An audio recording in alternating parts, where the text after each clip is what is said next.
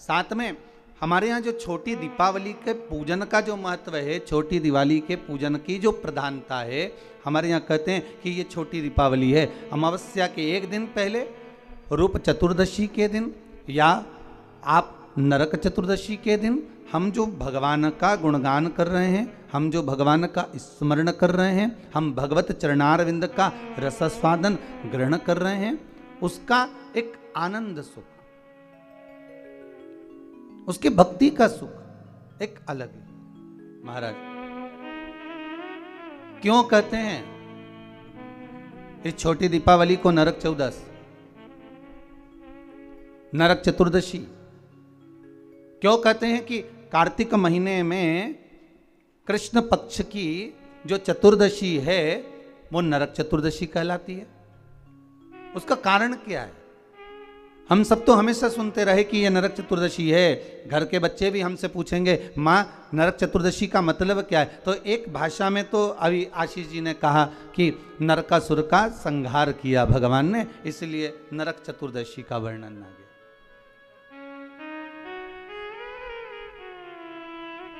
केवल एक नरकासुर का संहार करने पर नरक चतुर्दशी का महत्व वर्णन हो, पर हमारे शास्त्र, हमारे वेद, हमारे पुराण हमें जो वर्णन करते हैं महाराज, एक सुंदर नगरी में रांतिदेव नामक का एक राजा निवास कर रहा है। बड़ा सुंदर भाव है महाराज उस रांतिदेव का।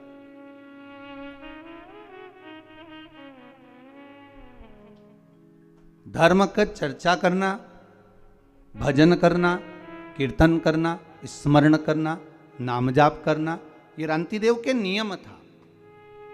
धर्म से पीछे कभी नहीं हटा, क्योंकि मानव का यदि शरीर मिला है, मनुष्य की देह मिली है, तो मानव का शरीर अगर प्राप्त हुआ है तो हम क्यों ना धर्म से जुड़कर चलें? हम क्यों ना सत्कर्म करें? हम क्यों ना भगवत चर्चा करें? हम क्यों ना भगवत स्मरण करें? अगर मानव का शरीर मिला है तो बड़ी मुश्किल से प्राप्त होता है महाराज। 84 लाख योनियों में केवल एक मानव का शरीर ही है जिसके माध्यम से हम पूर्व के कर्म का भोग लेते हैं और भगवान का भजन कर कर उस कर्म को हम काट भी लेते हैं। केवल एक मानव का शरीर, केवल एक मनुष्य की देह।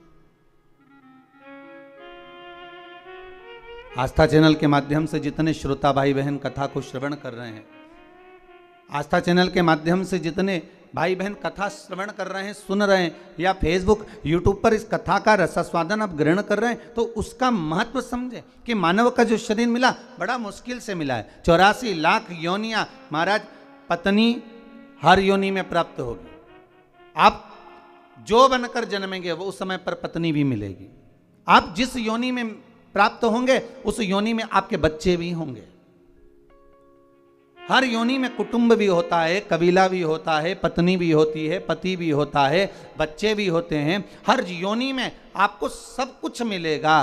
खाने को भी प्राप्त होगा, पानी पीने को भी मिलेगा, आपको रहने के लिए कोई क्वार्टर, कोई घर, जहां अस्तबल आदि जिस योनि में हम हैं उसमें कुछ ना कुछ आपको रहने के लिए भी प्राप्त होगा। पर हर योनि में बच्चे भी मिलेंगे, पत्नी भी मिलेगी, पति भी मिलेगा, कुटुंब कबीला भी मिलेगा, भोजन करने को अन्न भी मिलेगा, या अन्न भाग जो आप खा सकते हो वो मिलेगा, पीने के लिए जल भी मिलेगा, रहने के लिए आपको भवन भी मिलेगा, आप जहां रहने का है वो सब प्राप्त होगा। प्रत्येक योनि में प्राप्त होगा, प्रत्येक योनि में। बस एक चीज प्राप्त नहीं होगी, वो क्या महाराज? भगवान की सेवा, भजन, पूजन, स्मरण और भगवत नाम की चर्चा। इसलिए कलयुग केवल नाम आधारा, और सुमर सुमर नर उतरहि पारा। कली काल में नाम की आधारशिला को रखा, इसलिए कहा केवल एक मानव का शरीर है जो कर्म के भोग को भोगते हुए, हमारे कर्म के भोग को मिटाते हुए, भोगते हुए भगवत स्मरण की ओर अग्रण्य बढ़ा देता है, आगे बढ़ा देता है, भगवान के नाम की ओर आगे लेकर चले जाते महाराज।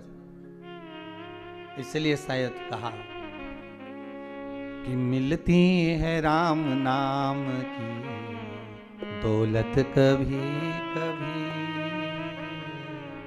मिलती है राम नाम की दौलत कभी कभी, मिलती है राम नाम की दौलत कभी कभी, मिलती है राम नाम सब गाइए की दौलत कभी कभी, होती है अपने भाग्य से सत्संग कभी कभी, होता है अपने भाग्य से सत्संग कभी कभी, मिलती है राम नाम की दौलत कभी कभी, मिलती है राम नाम की दौलत कभी कभी।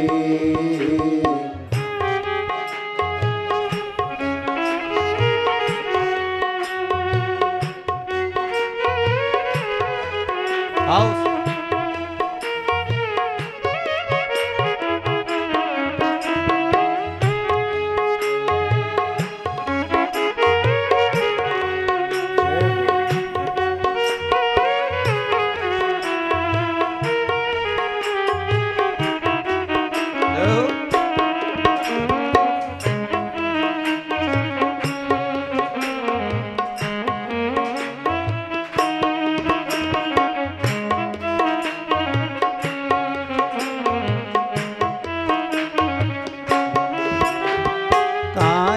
को पाके तुम कभी अभिमान ना करो, काया को पाके तुम कभी अभिमान ना करो, काया को पाके तुम कभी अभिमान ना करो, काया को पाके तुम कभी अभिमान ना करो,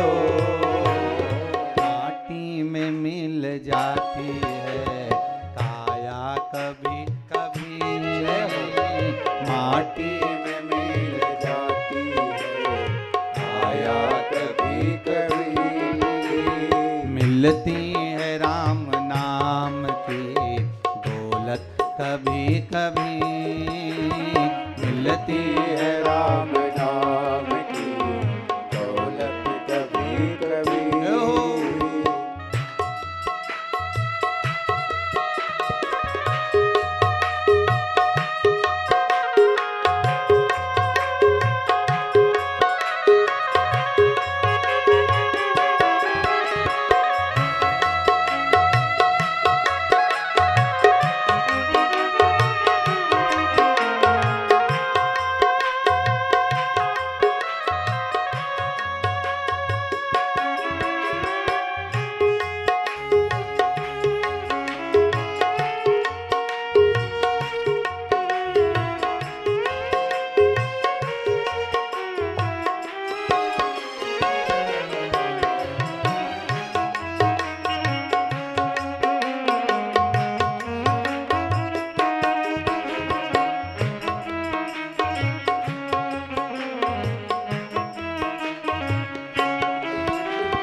दौलत को पाके तुम कभी अभिमान ना करो, दौलत को पाके तुम कभी अभिमान ना करो, दौलत को पाके तुम कभी अभिमान ना करो, दौलत को पाके तुम कभी अभिमान ना करो, माटी में मिल जाती है दौलत कभी कभी, माटी में मिल जाती है दौलत कभी कभी, मिलती है राम नाम की दौलत कभी कभी, मिलती है राम नाम की दौलत कभी कभी, मिलती है राम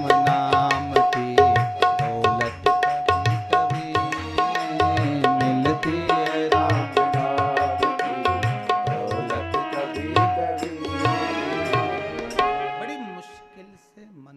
का यदि शरीर मिला है और मानव की देह प्राप्त हुई है तो भगवान का भजन मिलना बड़ा कठिन है, भगवान का स्मरण बड़ा कठिन। सारी योनियों में परिवार, पति पत्नी, बच्चे, कुटुंब, कबीला सब मिलेगा, पर नहीं मिलेगा तो राम नाम, कृष्ण नाम, शिव नाम, भजन कीर्तन ये नहीं मिलने वाला। ये बड़ा मुश्किल से मिलता है। रांतिदेव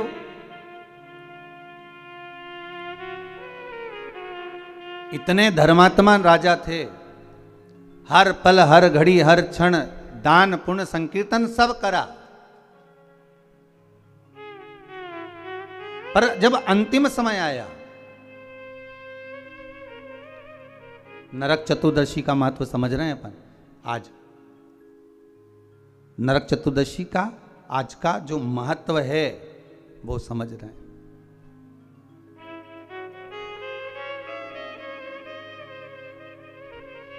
क्या महत्व है नरक चतुर्दशी का?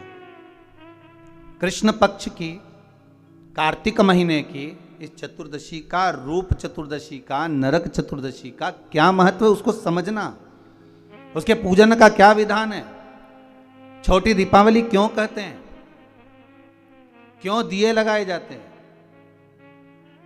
उसके महत्व को समझना। महाराज रांतिदेव का जब अंतिम समय आया और यम के दूत आए रांतिदेव को बंदी बनाने के लिए, तो रांतिदेव ने पूछा आप कौन हो, कहां से आए हो?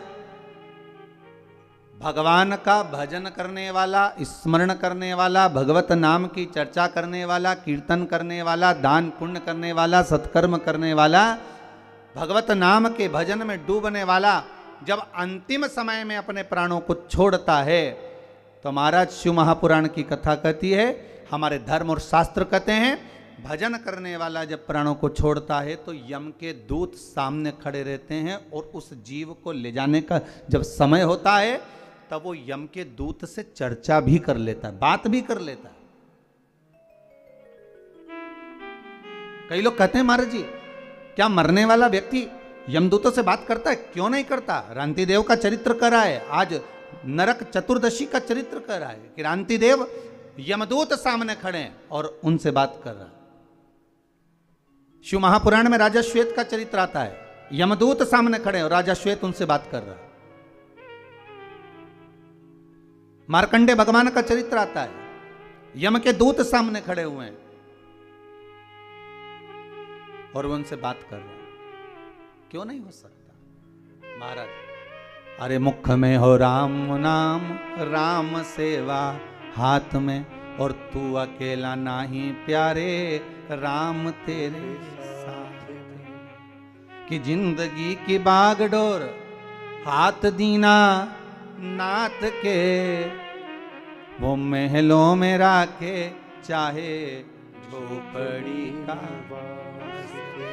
सीताराम सीताराम सीताराम कहिए, जाहि विधि राखे राम ताहि विधि रहिए। क्यों नहीं हो सकता? अगर आप सत्संग में लगे हो, भजन में लगे हो, कीर्तन में लगे हो, मंत्र जाप में लगे हो, मंत्र स्मरण में लगे हो, भगवान की भक्ति में अगर डूबे हुए हो, तो यमदूतों की भी सामर्थ्यता नहीं, हिम्मत नहीं कि आपको उठाकर ऐसे ही ले जाए।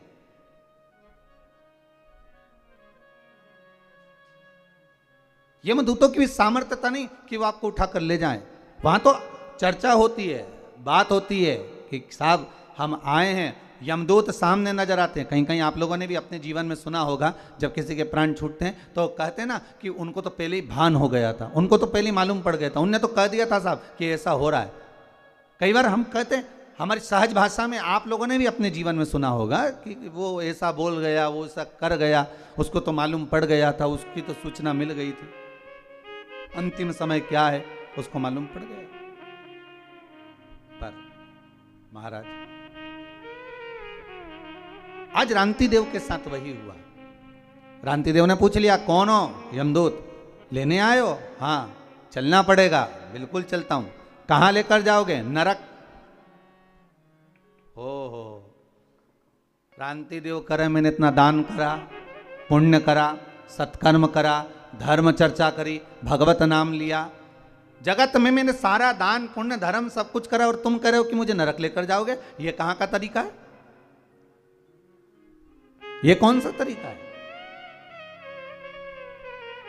कार्तिक महीने की यही चतुर्दशी कृष्ण पक्ष की थी, जिस दिन रांति देव यमदूतों से बात कर रहे हैं और कह रहे हैं तुम मुझे नरक लेकर जाओगे। मैंने पाप कौन सा करा है? भाई व्यक्ति अगर कोई पाप कर्म करे, व्यक्ति अगर कोई गलत कर्म करे तो कहा जाए कि इसने पाप कर्म करा है तो इसको नरक भेज दिया जाए। पर मैंने पाप कौन सा करा है जो मुझे नरक भेज रहे हो? तो कहा महाराज जी आपने 2 पाप करे। कौन कौन से? तो कहा पहला पाप ये कि दरवाजे पर गाय आई, गौ माता आई, दरवाजे पर खड़ी रही, इंतजार करती रही, और आपने गौ माता को भोजन नहीं दिया, भूखी चली गई। और दूसरा पाप आपने करा, दरवाजे पर ब्राह्मण आया और आप उसको अन्न भाग ग्रहण नहीं करवा सके, आप उसको भोजन नहीं करा सके। अब रांति देव ने पूछा ये हुआ कब था, ये तो बताओ पहले। अच्छा, सब जगह की फाइलें गायब हो सकती है, सारी फाइलें मिटाई जा सकती है, पर उस परमात्मा के द्वार पर जो फाइल लिखी जाती है उसे कोई मिटा नहीं सकता। मत बुरे कर्म कर बंदे वरना पछताएगा, भगवान की आंखों से तू बच नहीं पाएगा, तू बच नहीं पाएगा। उसको पहचान नहीं सकते। सारी फाइलें मिटाई जा सकती हैं, हर फाइल को छुपाया जा सकता है, हमारा लिखा हुआ हम उसको मिटा सकते हैं, पर परमात्मा की फाइल में एक बार अगर नाम चढ़ गया, कौन सी तारीख, कौन तिथि, कौन पल, कौन घड़ी, कौन क्षण आपने क्या कर्म करा है, वो परमात्मा की खाते में लिखा हुआ है। मेरे भोले के दरबार में सब लोगों का खाता, और किसी को कोड़ी कम नहीं देता, किसी को दमड़ी ज्यादा। सारी फाइलें उसके पास, चाहे हमारी हो चाहे आपकी हो। रांति देव की अगर फाइल उनके पास में है तो कहा मैंने करा कब था, बता दिया। यमदूतों ने ये फाइल पढ़ लीजिए, चित्रगुप्त महाराज को बुलाया, बता दीजिए महाराज, बता दिया। एक दिन ब्राह्मण आया था, निवेदन करा, तो रांति देव कह रहे हैं ब्राह्मण को मैंने सिंहासन दिया, ब्राह्मण को मैंने बैठने का सिंहासन दिया है, ब्राह्मण के लिए मैंने हाथ जोड़कर निवेदन करा था, ब्राह्मण देवता आप कुछ खा लीजिए, ब्राह्मण देवता आप पानी पी लीजिए, ब्राह्मण देवता आप कुछ ग्रहण कर लीजिए, पर ब्राह्मण ने मना कर दिया था। आप देखिए, लिस्ट उठाकर देखो, ब्राह्मण ने मना कर दिया था। यमदूत कहते हैं भले ब्राह्मण मना कर दिया, पर कुछ नहीं तो मुख झूठा करा देता, पानी ही पिला देता, तेरे घर का बर्तन झूठा तो होना था, तेरे घर का बर्तन पात्र झूठा तो होना था। कितना सुंदर कहा है महाराज। कोई ब्राह्मण यदि आपके यहां आए और ब्राह्मण आकर आपके यहां अगर ऊपर से जल ग्रहण कर रहा है तो आप ब्राह्मण से कह सकते हो महाराज जी आप पात्र झूठा कर दीजिए।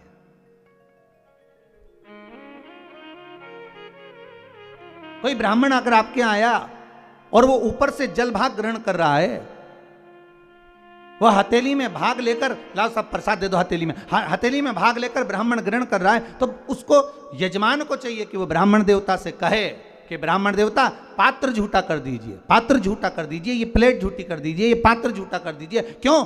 शास्त्र कहता है जितनी देर तक ब्राह्मण का झूठा पात्र घर में रखा रहता है, जितनी देर रखा रहता है उतनी देर घर से क्लेश को मिटा देता है।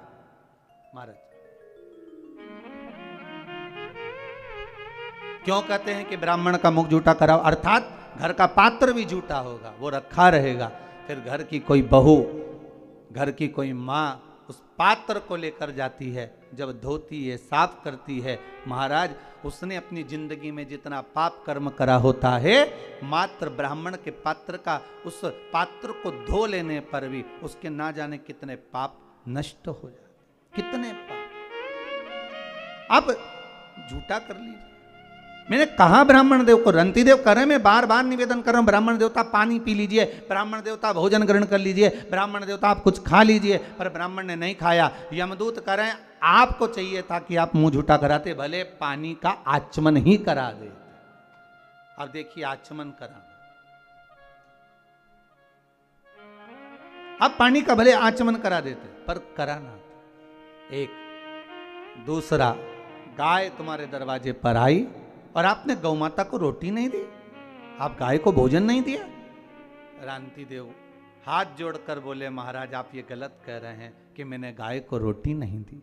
महाराज मैंने गाय को भोजन नहीं दिया, आप ये गलत कह रहे हैं।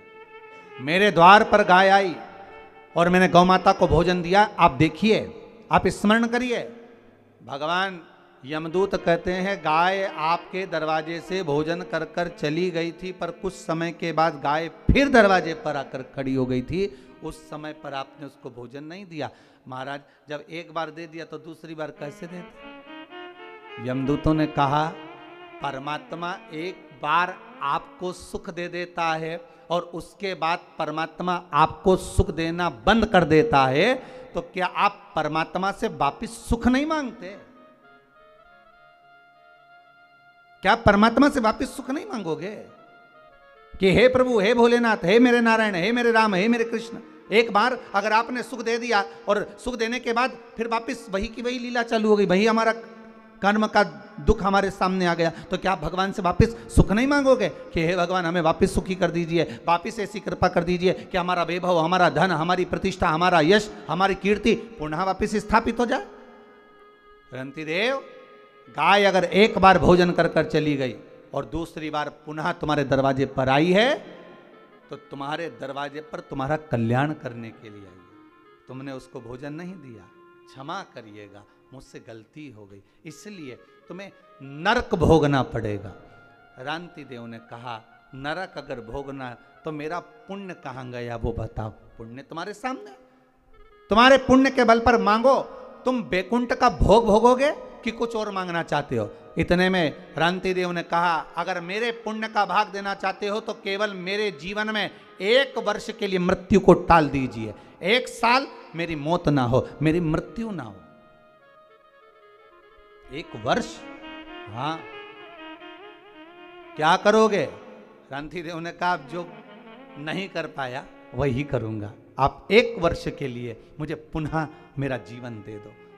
भगवान यमदूतों ने कृपा करी और यमदूत उसको छोड़कर 1 वर्ष के लिए दे दिया उसका पुण्य का भाग। रांति देव नरक को जीत लिया, वो 1 वर्ष के पुण्य के बल पर। इतना ब्राह्मण भोज कराया, इतना गौ माता का भाग प्रदान करा, इसलिए इस कथा को वर्णन करते हुए कहते हैं कि इसको कहते हैं नरक चतुर्दशी। क्यों? रांति देव को नरक से छुड़ा लिया था इस। कई बच्चे पूछते हैं कि नरक चतुर्दशी का मतलब क्या, नरक चतुर्दशी का मतलब क्या? बताना पड़ेगा कि रांति देव को नरक से छुड़ाया था आज के। फिर रांति देव ने क्या करा? कहा महाराज इसी नरक चतुर्दशी के दिन ब्राह्मण का भोजन कराया, गौ माता को द्वार पर बुलाया, दरवाजे पर जब गाय नहीं आई तो जहां गाय बंधी थी वहां जाकर गौ माता को गासा भोजन का जिमाकर उसका आचमन कराया। उसका फल क्या हुआ कि रांति देव को फिर नरक नहीं भोगना पड़ा। फिर रांति देव जब प्राण त्यागे तो भगवान के धाम में पहुंच गए, सीधे भगवान के द्वार पर।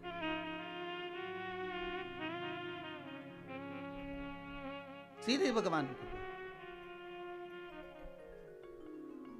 और महाराज जब जीवन में परख हो जाए, जीवन में अगर परख हो जाए तो जीवन का सुख ही दूसरा है। इसलिए कहते हैं ना महाराज, ऐसो कोई नहीं रे या हीरा को परखइयो राम, कोई नहीं रे ऐसो कोई नहीं रे, ऐसो कोई नहीं रे या हीरा को परखइयो राम, कोई नहीं रे ऐसो कोई नहीं रे कोई नहीं रे, या हीरा को परखइयो राम कोई नहीं रे। ऐसो कोई नहीं रे, ऐसो कोई नहीं रे, या हीरा को परखइयो राम कोई नहीं रे। हो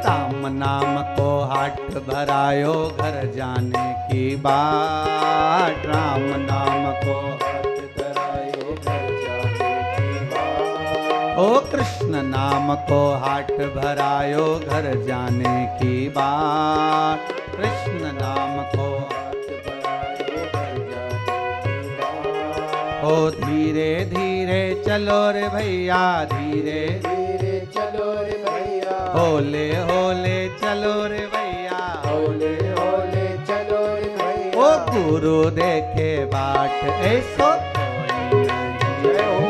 ऐसो कोई नहीं। या हीरा को परखइयो राम कोई नहीं रे। ऐसो कोई नहीं रे, ऐसो कोई नहीं। या हीरा को परखइयो राम कोई नहीं रे। ओ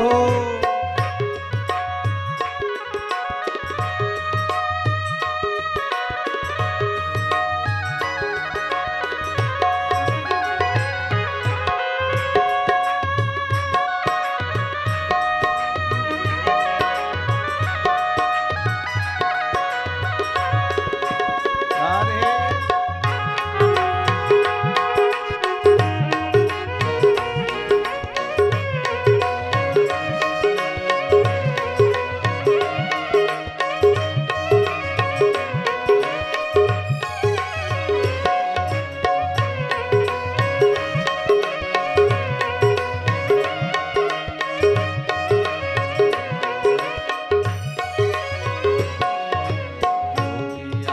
भोगी आया साधु आया रे, भोगी आया, भोगी आया, भोगी आया रे।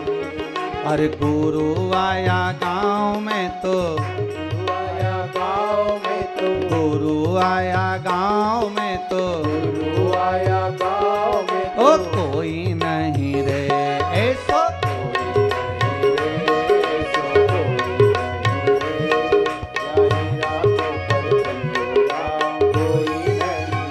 ऐसो कोई नहीं रे, ऐसो कोई नहीं रे, या हीरा को परखइयो राम कोई नहीं रे। ऐसो कोई नहीं रे, ऐसो कोई नहीं रे। या हीरा को परखइयो राम कोई नहीं रे। राजा रांति देव नरक से बच गए। इसलिए कार्तिक महीने की कृष्ण पक्ष की सुंदर चतुर्दशी तिथि को नरक चतुर्दशी कहते हैं महाराज।